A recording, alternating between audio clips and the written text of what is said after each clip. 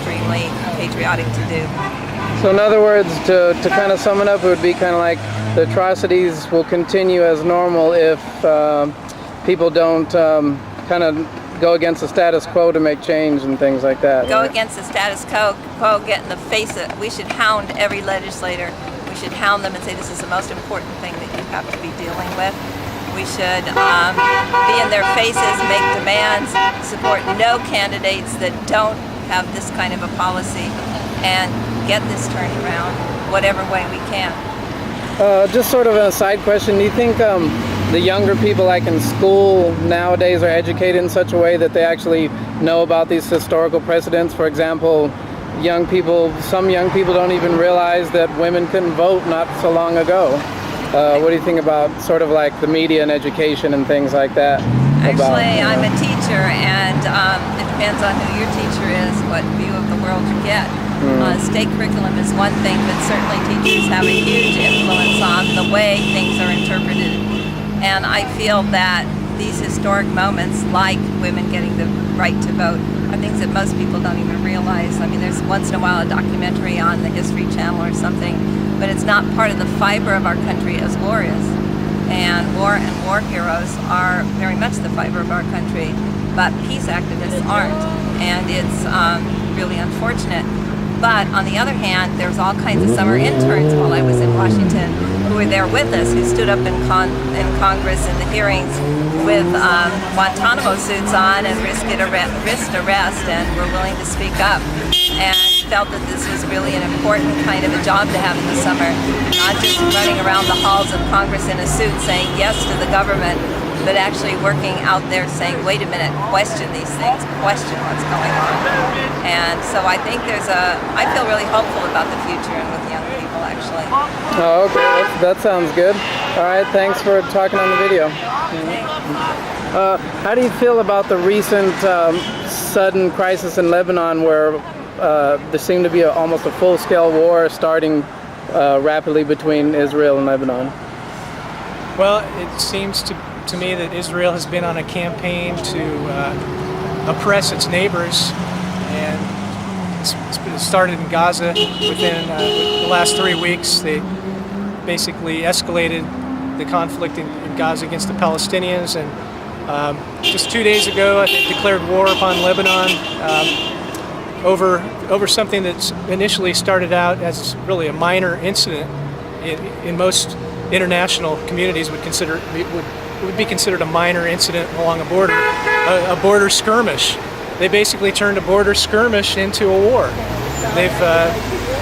So it's a pattern. It's a pattern that Israel is engaged in, and I'm opposed to it. So we're out here to show our opposition to not only to the invasion of Lebanon, the declaration of war against Lebanon, but also we're here to oppose the occupations, the U.S. occupations of Iraq and Afghanistan, and Israel's occupation of Gaza. Okay, and more as like overall grand scheme, what do you think the purpose behind this kind of ignoring the threat by the Bush administration really means? Like, for example, kind of promoting peace in the media, but just kind of ignoring or actually refusing to aid in the Lebanon situation and bringing about peace.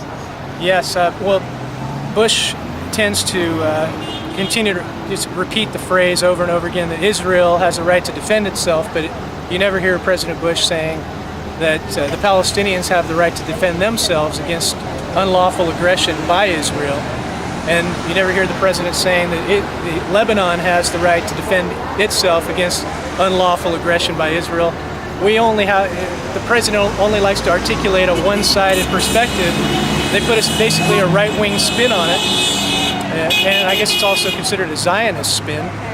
And so it doesn't surprise me that that's all we're hearing out of that administration. All right, well, thanks a lot. Okay. Here protesting the war in Iraq, demanding the troops, the people in uniform be brought home, the military be brought home from Iraq, Halliburton out of Iraq. Halliburton's profiting from their seizure of the oil wells, the oil refineries.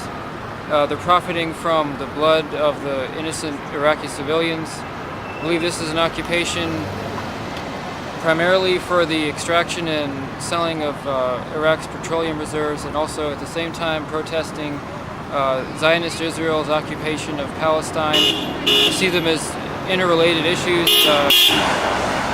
Believe that Israel is a colonial outpost of the U.S. For the purposes of long-term occupation for petroleum extraction and profit, basically, with corporations like Halliburton and Cheney and whoever's, doing that.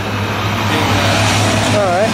And one question on Haditha, do you feel like that's kind of like a historical precedent, or just history repeating itself over and over with the kind of U.S. massacres that kind of get shoved under the rug, perhaps?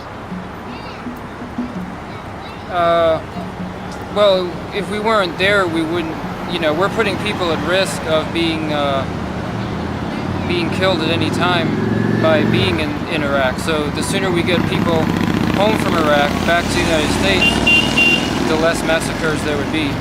Right. In Haditha, Fallujah, or anywhere. That's logical. All right.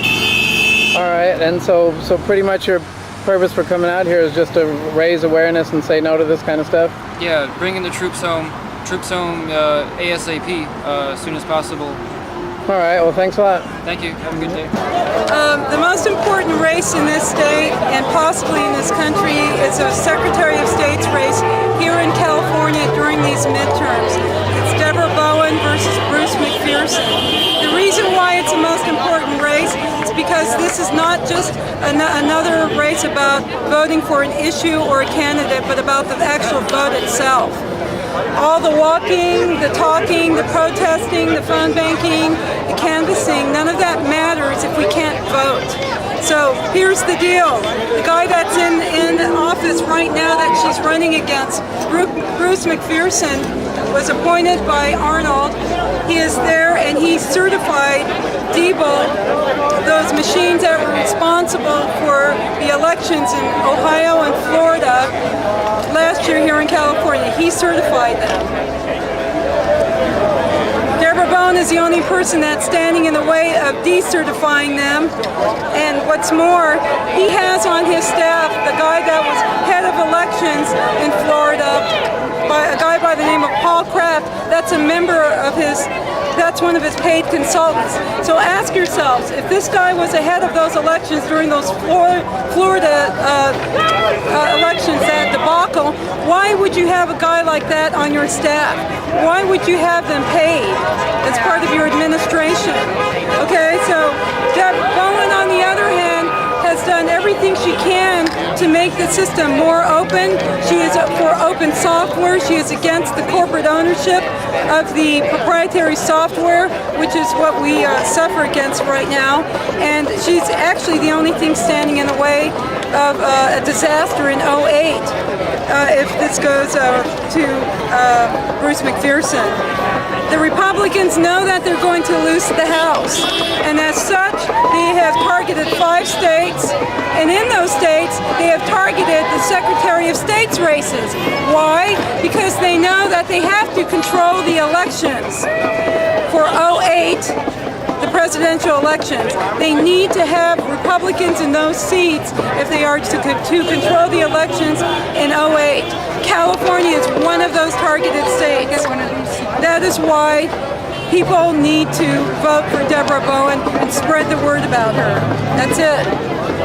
All right. We hope you support Proper 89. It's the most important thing on the ballot. It will change politics as we know it.